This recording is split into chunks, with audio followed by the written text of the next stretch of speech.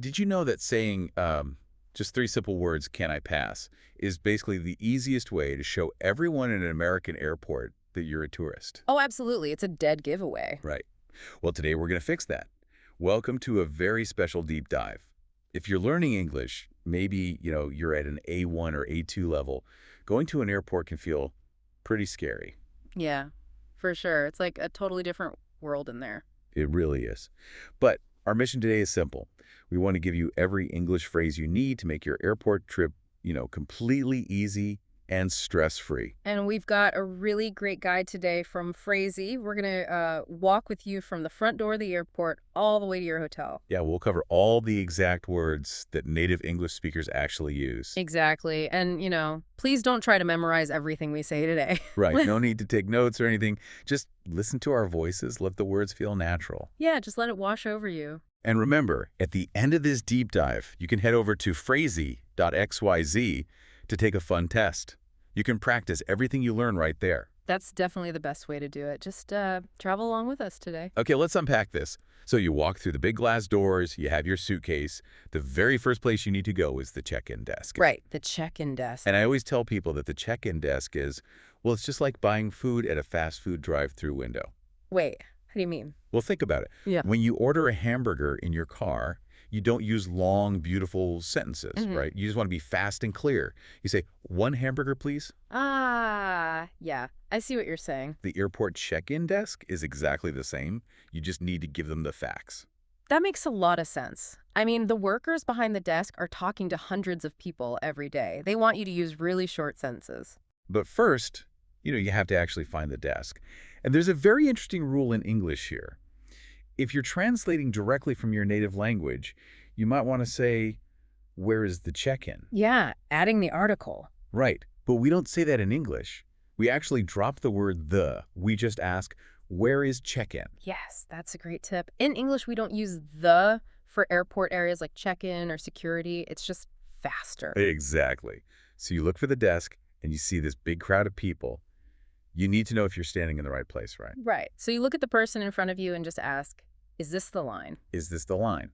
Very simple. Or, if you want to be a bit more clear, you can ask, is this the line for check-in? Okay, got it. Then you finally get to the front. The worker's going to ask where you're going, and you give a very short answer. Just say, I'm flying to Madrid, or even shorter, going to Madrid. Yeah, you definitely don't need to say, hello, today I will be traveling on an airplane to Madrid. No, please don't do that. Just going to Madrid. Going to Madrid, got it. Next, they'll need your papers. You just hand them over and say, here's my passport and here's my ticket. What if I just want to hand them everything at once? Oh, if you're giving them everything together, just say, here are my documents. Here are my documents. Nice. And then comes the heavy part, the suitcase. Yeah. The worker will ask about your bags. You just say, I have 1 bag to check. Okay. But if you only have a small bag for the airplane, a small one, you tell them, just carry on, please. What if my bag is too heavy, though? Because, I always pack way too many clothes. Oh, same here. Well, if the bag is too heavy, you'll have to pay money. So you need to ask, how much is the overweight fee? How much is the overweight fee? Oof, that's good to know.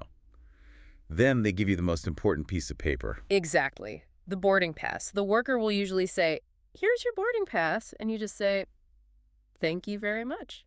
Let's do a quick role play just so you, the listener, can hear how fast and easy this conversation is. Good idea. I'll be the worker and you be the traveler. Ready? Good morning. Where are you flying today? Good morning. I'm flying to Madrid. Passport and ticket, please. Here are my documents. And bags to check. 1 bag, please. Here's your boarding pass. Gate 12. Thank you very much. C. It is very fast. It really is. It's a very easy rhythm. So you have your boarding pass. Now you have to walk to the part of the airport that makes literally everyone nervous. Oh, the security check. Every time I get in the security line, my heart just beats so fast. How too? I start taking off my shoes, taking out my liquids. It just feels so chaotic. And I think this is actually why so many people make that big mistake we talked about at the beginning. The can I pass mistake? Exactly. When they finish, they look at the guard and say, can I pass? Because in their native language, they're translating the concept literally. Right. And I really want to explain why can I pass sounds very strange in English. You see, in English, we use the word pass for objects. Like passing the salt at dinner? Yes. You pass the salt. Or, you pass a text in school. But when your physical body needs to walk past a guard, we don't use pass, we use go through. Ah, okay, so you're moving your body through the space. That makes total sense. So what should I actually ask the guard instead? You should use one of these two phrases. You can say, am I good to go? Or you can say, can I go through? Am I good to go? I love that one. It sounds very natural, very native. It really does. But before we can go through, we have to put all our bags on the moving belt.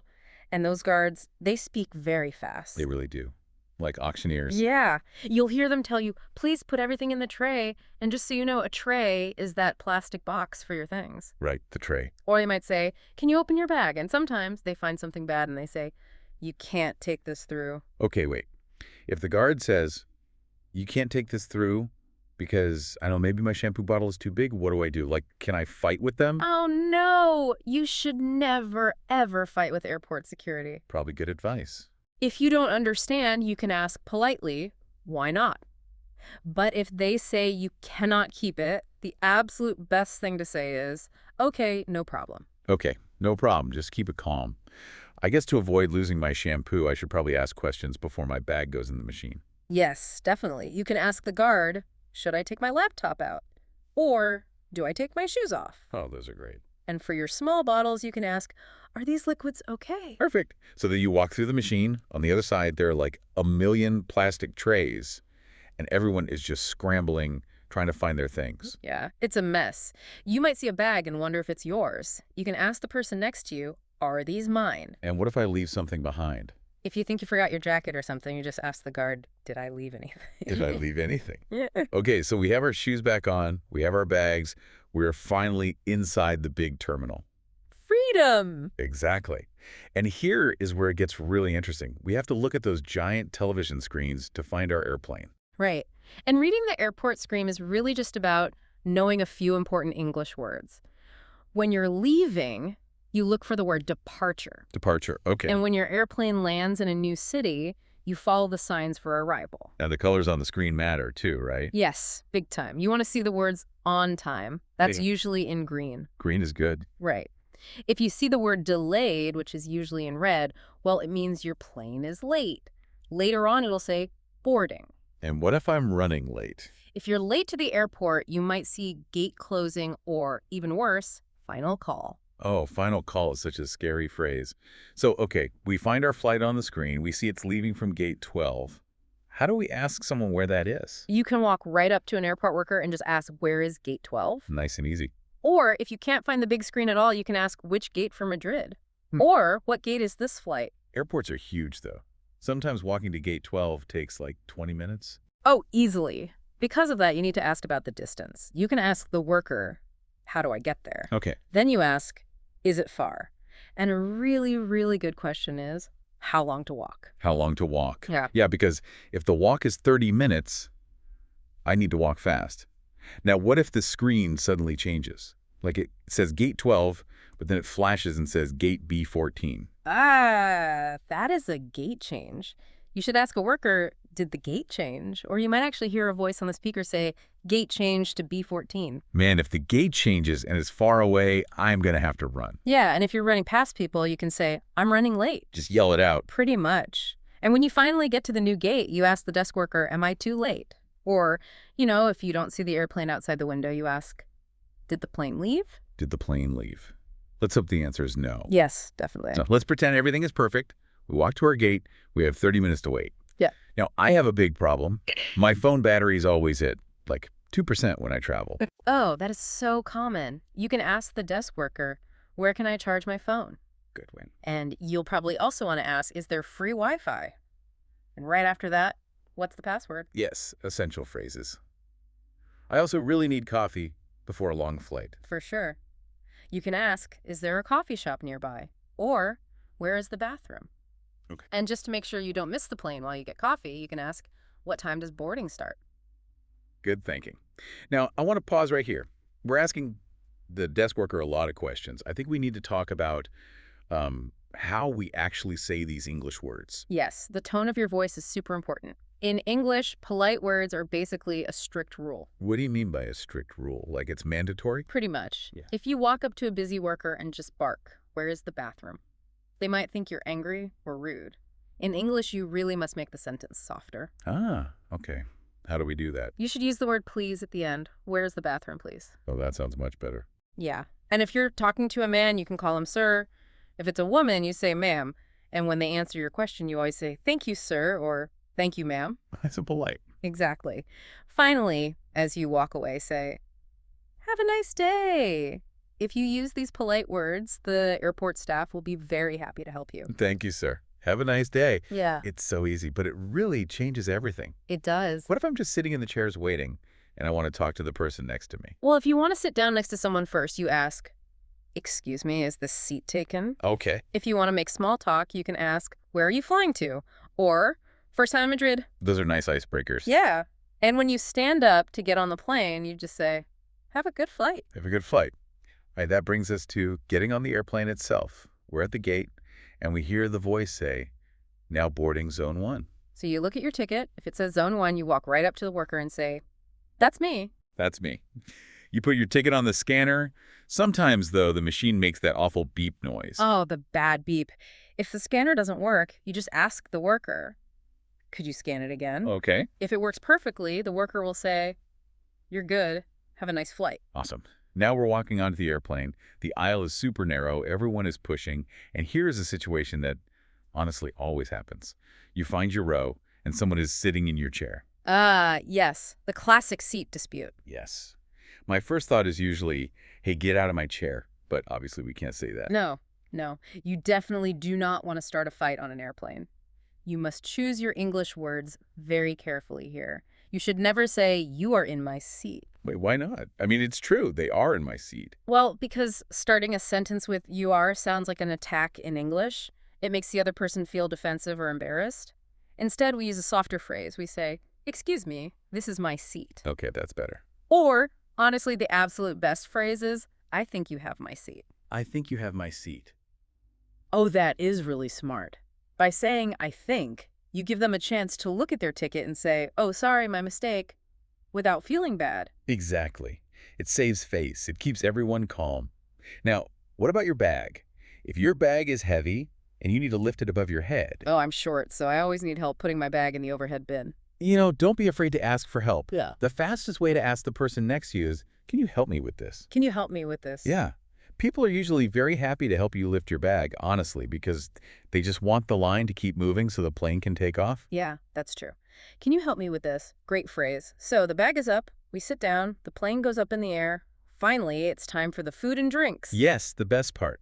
The flight attendant will push the cart down the aisle. They'll ask, would you like a drink? And what should I say? You should give a short, polite answer. Water, please? Mm-hmm. Or coffee, no sugar? Or just juice? And when they bring food cart? You can ask, what do you have? Hmm. Or you can ask, what's the meal option? Now, this is very important if you get sick from certain foods. You have to tell them really clearly in English. Absolutely. If you have an allergy, you say, I'm allergic to nuts. I'm allergic to nuts. Okay. Or if you can't eat bread, you ask, is this gluten-free? And of course, when they give you your food, always say, thank you very much. What if I'm freezing on the airplane?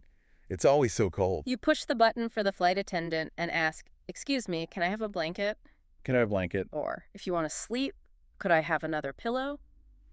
And if your chair's broken and won't lean back, you say, my seat doesn't recline. My seat doesn't recline. Mm-hmm. Okay, so we ate our food, we slept, and the airplane lands. We made it to the new country. But we aren't quite done. We still have to get through immigration. I know. Immigration makes people so nervous. You wait in a long line, and this officer in a uniform asks you these serious questions. It feels very scary. Yeah. I always worry I'll say the wrong word in English and they'll just put me on a plane back home. Let me give you a completely different way to think about immigration. Think of it like a toll booth on a highway. A toll booth? Yeah. The officer is not trying to learn about your life story. They don't want a long conversation with you. They just want very short, standard answers to standard questions. So shorter answers are actually better. Yes. Short answers show you are confident. First, they'll ask, purpose of your visit. This basically means, why are you here? Yeah. You only need one or two words. You say, tourism, or visiting family, or business. Just tourism. Got it. Then they ask, how long are you staying? Again, keep it really short. 2 weeks, or They attending. usually want to know where I'm going to sleep, right? Yes. They will ask, where are you staying? You can answer, at a hotel. Or specifically at the Hilton downtown. Exactly. Or if you're visiting people you know, you say, with my friends. So it really is just like a machine. Question, answer, question, answer. That is exactly right. And when you give all your short answers, you'll hear the words that mean you succeeded. Oh, I love those words. The officer will say, "Welcome to the United States," or "Enjoy your stay." And you just reply, "Thank you, sir," or "Thank you, ma'am." Thank you, sir. Wow, we did it. We walked away from the immigration desk. We pick up our suitcase. We walk through the last set of doors. We are out of the airport. You are finally in the real world, and we have some great English phrases to celebrate that exact feeling. Okay, let's hear them. You look outside, you take a deep breath, and you say, welcome to the city. Or, I'm finally here. And you can also complain just a little bit. You say, "What a long trip." What a long trip. And then the most true phrase of the whole day, I need to rest. Yes. And your very last phrase before you get in your taxi is, "Time to check in." Yeah. Because now you have to go check into your hotel. We did it. We walked through the whole airport using only English. You really did. We just covered 120 English phrases for 8 different airport situations. Oh. Yeah, from finding the check-in desk, getting through security, finding the gate, talking on the airplane, all the way to arriving in the city. That is a lot of English. It is a ton. And that brings me back to our rule from the start. Your brain cannot remember 120 new phrases right now. No way. You should listen to this deep dive 3 or 4 times over the next week. Listen while you cook dinner or, walk the dog. Let the sounds of the English words get comfortable in your ears. Listen to it again and again. Mm. And when you think you're ready, we have the best tool for you. Go to phrasy.xyz. That's spelled PHRASY.xyz.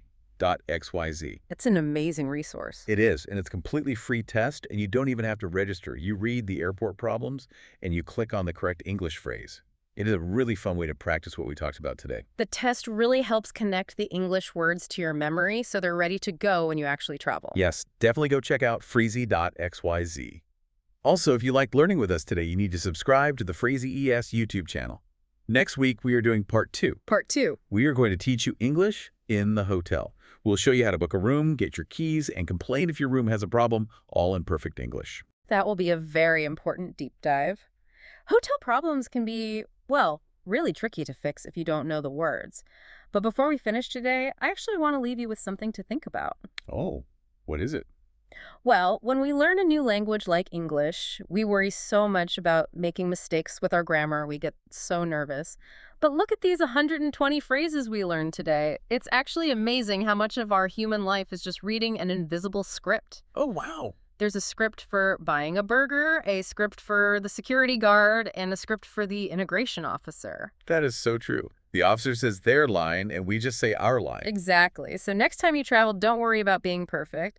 Ask yourself, are we really having a complex conversation, or are we all just actors reading from the invisible script of the airport? I love that.